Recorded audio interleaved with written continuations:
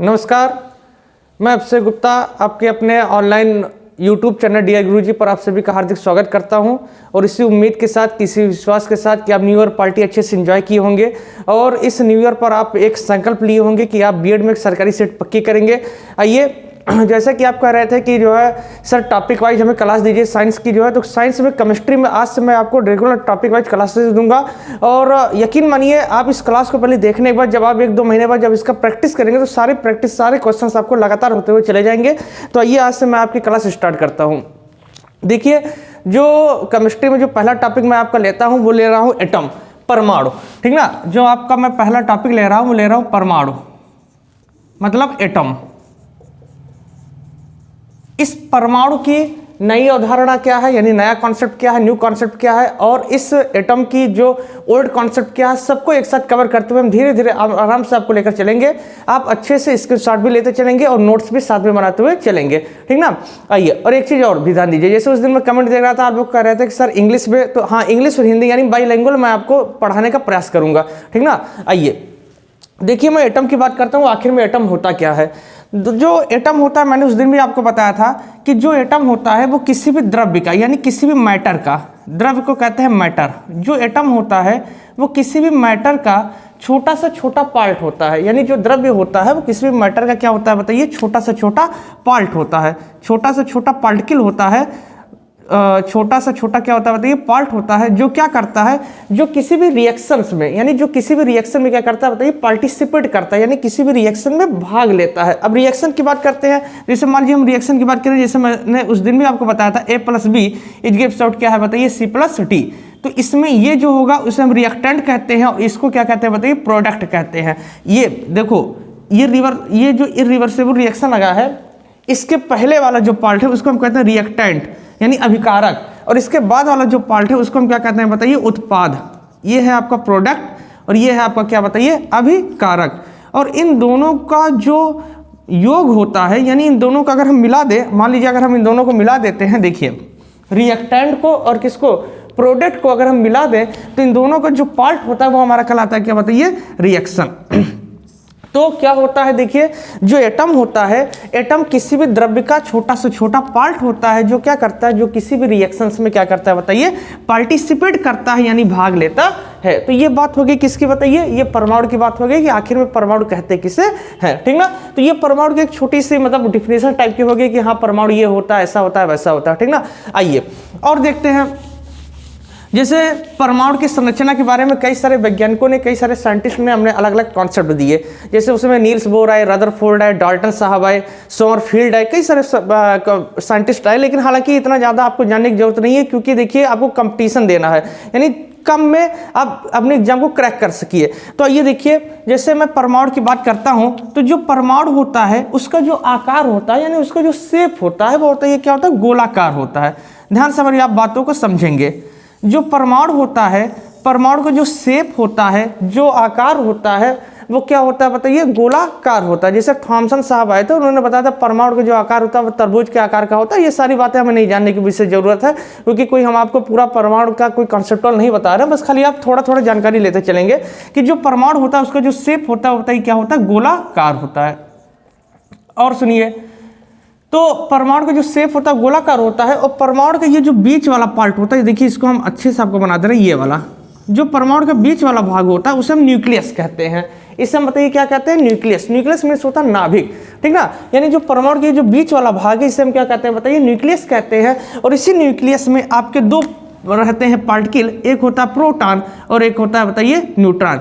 Proton को P से लिखते हैं, न्यूट्रॉन को किससे लिखते हैं बताइए? N से लिखते हैं। ठीक ना। यानी परमाणु के जो बीच वाला भाग होता है, यानी जो न्यूक्लियस रहता है, उस न्यूक्लियस में आपके क्या पाए जाते हैं बताइए? प्रोटॉन पाए जाते हैं, और क्या पाए जाते हैं बताइए? न्यूट्रॉन पाए जाते हैं, यानी N पाए जाते हैं। ठीक, इतनी बातें समझ में आएगी। और सुनिए, जो परमाणु का जो बाह्यतम कोश रहता है, यानी आउटर मोस्ट सेल जिसे कहते हैं, जिसे क्या कहते हैं बताइए? आउटर मोस्ट सेल कहते हैं, यानी परमाणु का बाह्यतम कक्षक। उस बाह्यतम कक्षक में क्या होता है? जो इलेक्ट्रॉन्स होते हैं, ये क्या होते हैं बताइए? इलेक्ट्रॉन्स। इसे हम E- से करते हैं, इलेक्ट्रॉन होता है। ठीक ना। ये इलेक्ट्रॉन क्या करते हैं? ये नाभिक के चारों तरफ क्या करते रहते हैं? चक्कर लगाते रहते हैं। नाभिक के चारों तरफ क्या करते रहते हैं बताइए? चक्कर को लगाते रहते हैं। क्लियर हो गया। तो ये परमाणु मैंने बताया परमाणु का मैंने बताया कि परमाणु में कितने कितने पार्टिकल होते हैं। अच्छा देखिए, परमाणु में 2 पार्टिकल होते हैं। ये जो प्रोटॉन, इलेक्ट्रॉन, न्यूट्रॉन है, इन्हें हम कहते हैं अस्थाई पार्टिकल, यानी परमानेंट रहते हैं, ठीक ना।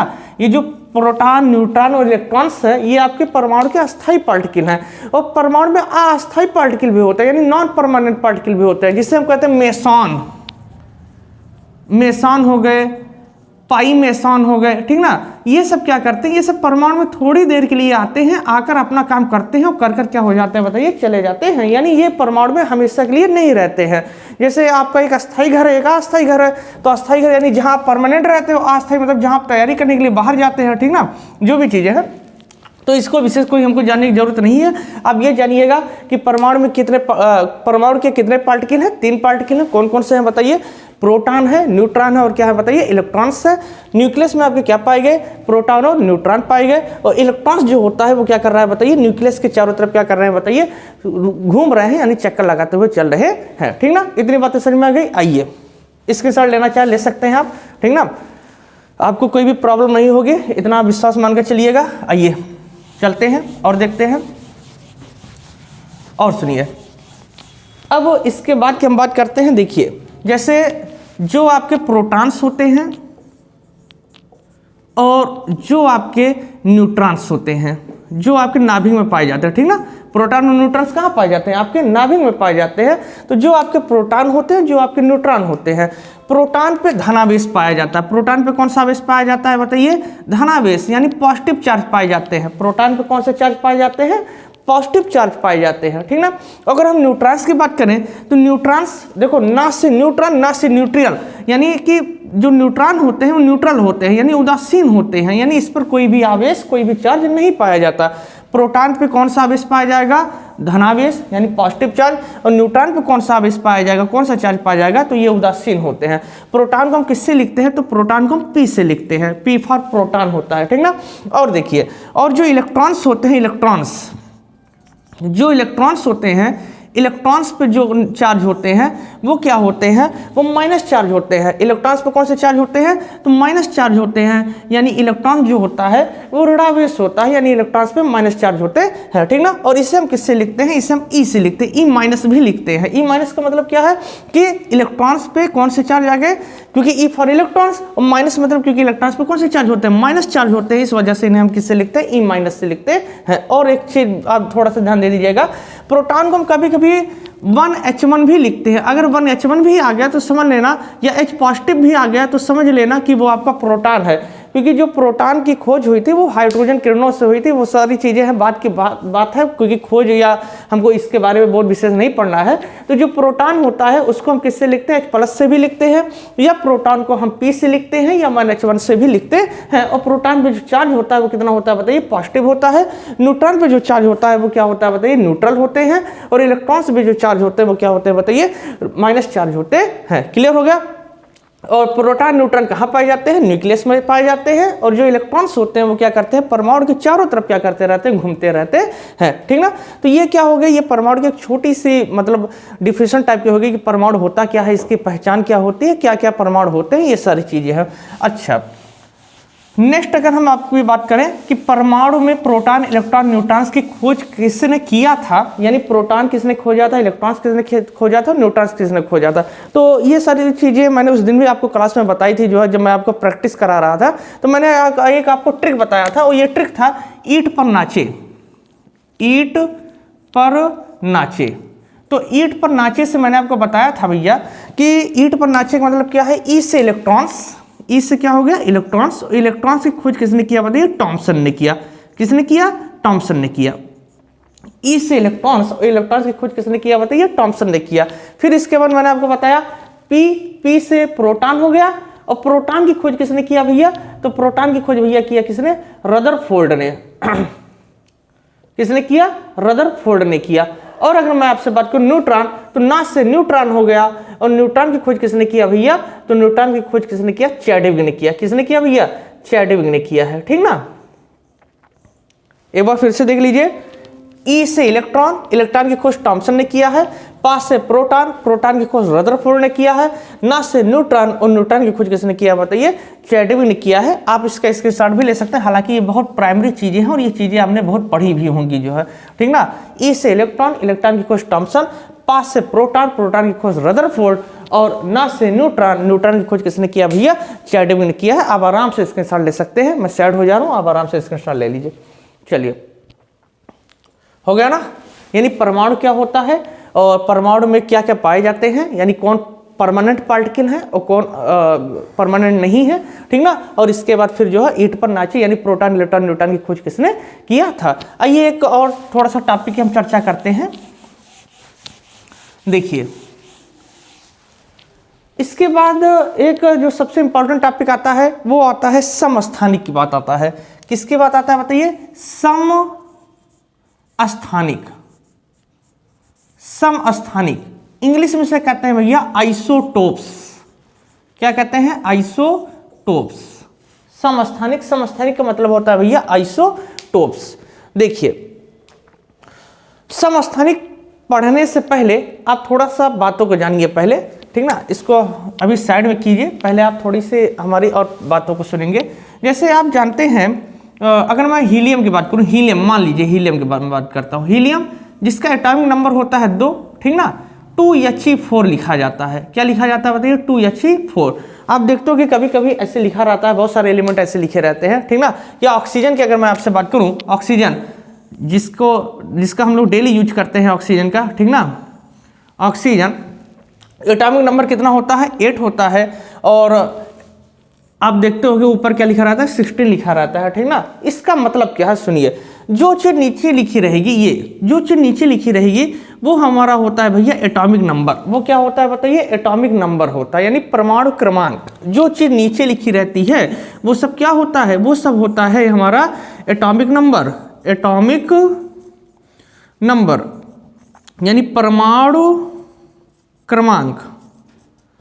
और जो चीज ऊपर लिखी रहती है, ये जो चीज ऊपर लिखी रहती है वो होता है हमारा परमाणु भार, यानी एटॉमिक वेट। इसको कहते हैं परमाणु भार, यानी एटॉमिक मास जिसे कहते हैं।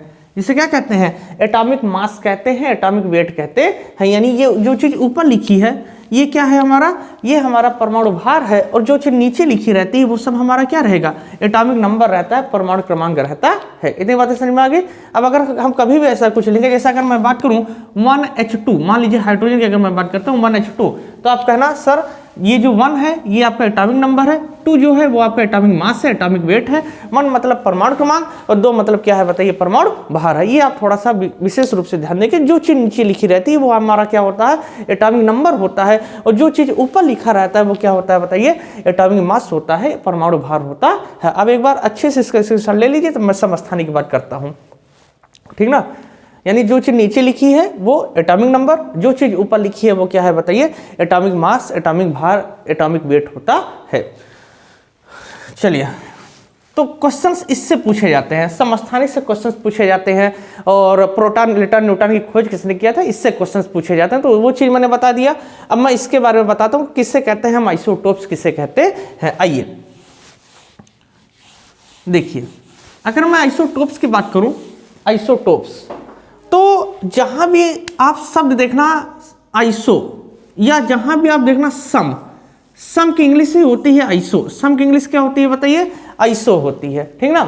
तो सम, आइसो मतलब होता है समान, यानी सम मतलब क्या होता है बताइए, समान। सम मतलब क्या होता है, समान होता है। आप ये चीज ध्यान में रखेंगे, सम मतलब क्या होता है, समान होता है। और ये जो टोप्स है, टोप्स से समझ लेना कि हमारा परमाणु क्रमांक, परमाणु क्रमांक, परमाणु क्रमांक, ठीक ना। टोप से क्या समझ लीजिएगा, परमाणु क्रमांक समझ लीजिएगा। यानी स्थानिक से परमाणु क्रमांक और सम से क्या हो गया बताइए, समान हो गया।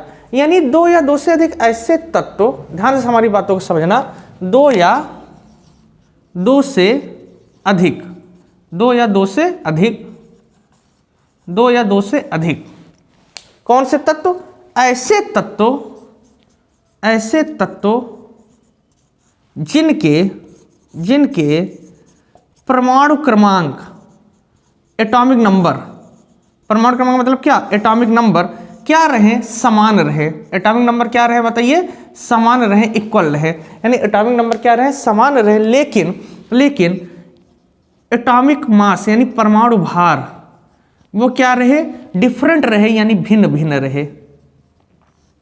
तो इन्हीं को हम कहते हैं समस्थानिक। बातें समझ में आ गई? फिर से आप समझेंगे, दो या दो से अधिक ऐसे तत्व जिनके परमाणु क्रमांक क्या रहे, समान रहे, लेकिन परमाणु भार क्या रहे, भिन्न भिन्न रहे, उन्हें हम क्या कहते हैं, उन्हें हम समस्थानिक कहते हैं। जैसे एग्जाम्पल की अगर मैं आपसे बात करूं, जैसे आप पहले इसका स्क्रीनशॉट लीजिए।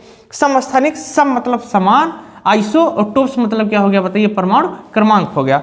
यानी दो या दो से अधिक ऐसे तत्व जिनके परमाणु क्रमांक क्या रहे, समान रहे, लेकिन परमाणु भार क्या रहे, भिन्न भिन्न रहे, डिफरेंट रहे, उन्हें हम क्या कहते हैं, समस्थानिक कहते हैं। जैसे अगर मैं इसकी एग्जांपल की बात करूं कि आखिर में इसका एग्जांपल क्या है, तो आइए देखते हैं। जैसे बहुत ही प्यारा सा एग्जांपल है, जैसे हाइड्रोजन के 3 समस्थानिक हैं। ये बहुत ही छोटा सा, बहुत ही प्यारा सा हाइड्रोजन हमारा होता है केमिस्ट्री में, ठीक ना। ये बहुत प्यारे होते हैं, बहुत क्यूट से होते हैं।